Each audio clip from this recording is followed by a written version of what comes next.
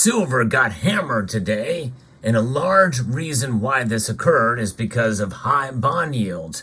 But we're going to talk about that and also another reason why silver fell today as we explore.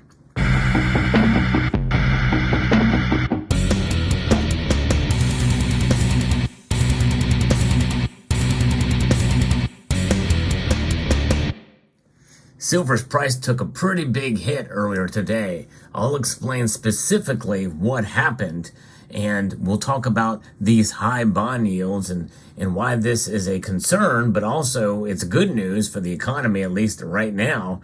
But it could also mean something else more nefarious that could be happening down the road. So what happened in the precious metal space? Well, gold fell slightly, about a half a percentage point, almost $10 drop for gold today. But silver took the brunt of it. Silver fell almost 2%. In fact, earlier in the day, it fell very dramatically. I mean, it was a massive smackdown that we saw for silver, just about around the 9:30 to 10 o'clock hour through to just before noon. A massive drop over 2%. And then it held some resistance above support there at around $23 for the bid price, is where it started to bounce back up a little bit, but only up about a dime. In fact, as I record this video moments before the markets close, silver is trading at $23.19 in the ask price and $23.09 for the bid price. So it is coming back, but it's meeting some resistance on the upside as well, too. Strong support apparently on $23, which is kind of where I suspected it would be for this day's move. But why is this occurring? Well, largely it's occurring mainly because of the bond yields. And the bond yields certainly are something that's happening right now, and that is luring investors into short-term bonds because of inverted U.S. yields that we're seeing, but the bond yields are up fairly dramatically here. In fact, the yields have climbed steadily higher over the past week here that we've seen since Monday's, based off of a shaky trading session, according to Investopedia here. The yields on 30-year Treasury bonds closed at 4.666% on Monday, passing 4.6 for the first time since 2011. The 10-year yield, which dipped Friday afternoon, rebounded to a close above 4.5%, and that was the first time that's occurred since 2007. So that's pretty big news, folks, that we're watching here with the bond yield. So keep an eye on that. Now, what is happening with the bond yields? The inverted U.S. yields are luring investors into short-term bonds. And we know what happens when there's an inversion. It's a sign of what could be coming ahead. The Fed's aggressive rate hikes and hawkishness have kept short-end yields elevated for most of 2023. One-year Treasury note yields are about a percentage point higher than those at the 10-year bonds. And this has meant global investors can avoid the relatively less liquid longer 10-year bonds just for the sake of extra yield and premium. And so this is what's happening there. And gold price is now, and silver price are being affected by some of this, as we're seeing, because the dollar index is up as well, too.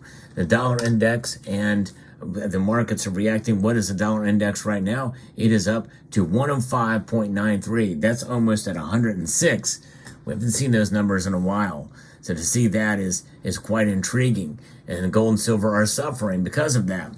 We also have a psychological element involved as well, too, which is something that should never be discounted amidst even technical trading, which, we know that technical analysis provides some guidance as to, if something is overbought or oversold, as we've learned recently in an recent interview that I did.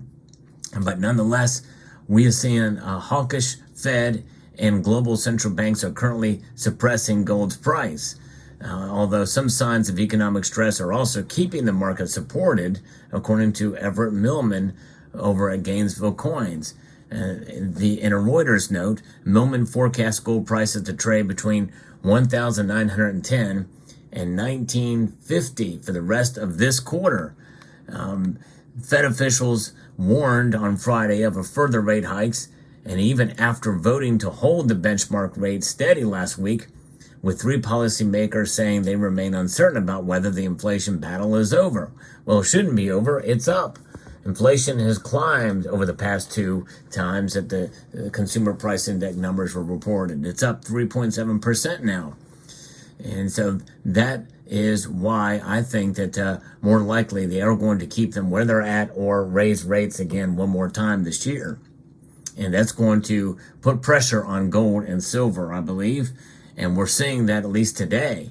But the question remains is why it was such a quick reaction that we saw silver especially getting slammed down to almost 2% today. That's a pretty big plunge in one day. It's a very big plunge given the time period I'm talking about.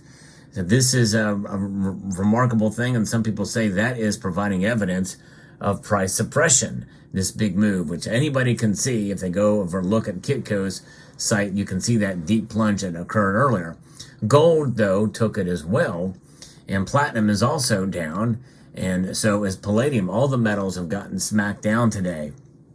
Now, according to Millman, his forecast is that gold will reach a new all-time high in 2024, and I've recently done a video about that as well, and predicting the same thing that we will see.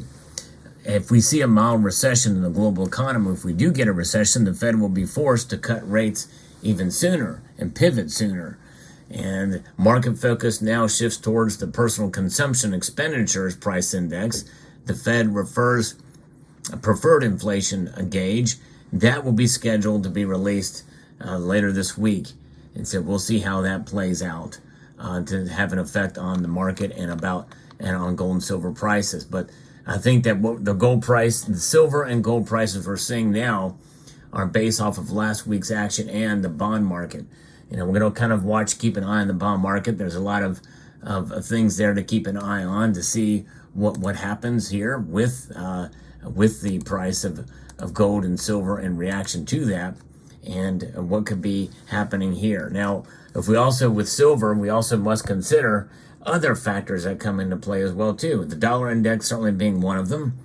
The dollar is up. It's showing some strength today. That dollar is a currency that we know has certainly has been pretty resilient in terms of its strength compared to other currencies, which means that, you know, the Federal Reserve certainly has some leeway in order to do some things to try to support the dollar's strength while not being too worried about inflation. And I think that's why I think that they're really not in a big hurry to continue raising, why they can pause, because the dollar strength compared to other currencies is kind of the key here.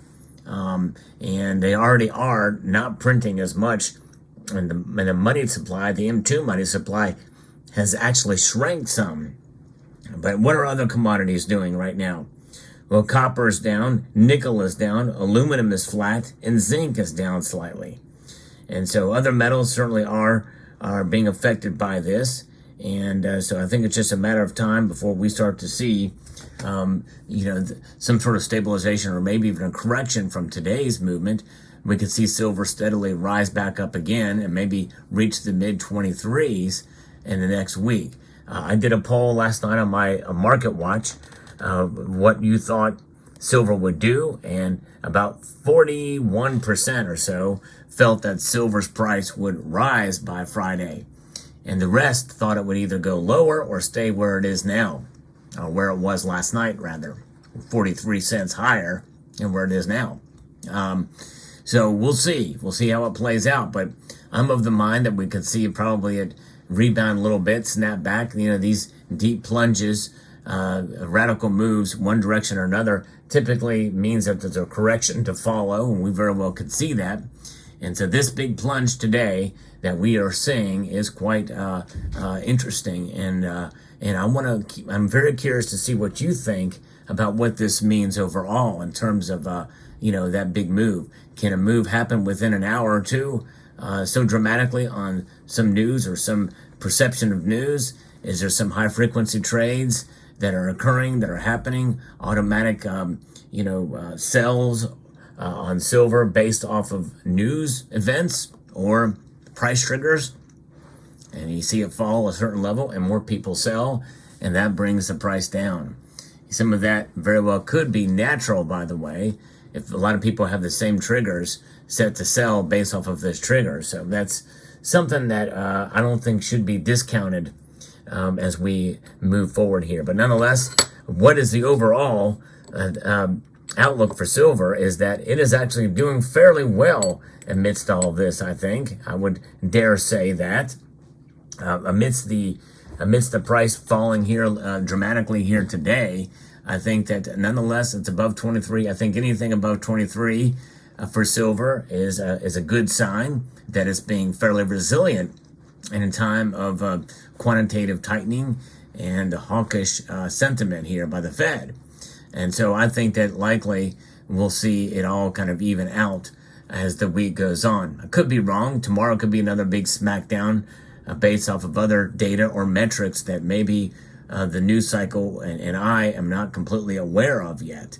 But we'll see. But nonetheless, never lose hope in silver, because silver is there to protect you in the long run based off of its value, not price. So I hope you found this video informative, insightful, and educational, and newsworthy. I would like to extend a multitude of gratitude to you all for watching and encourage you to please rate, share, comment, and subscribe.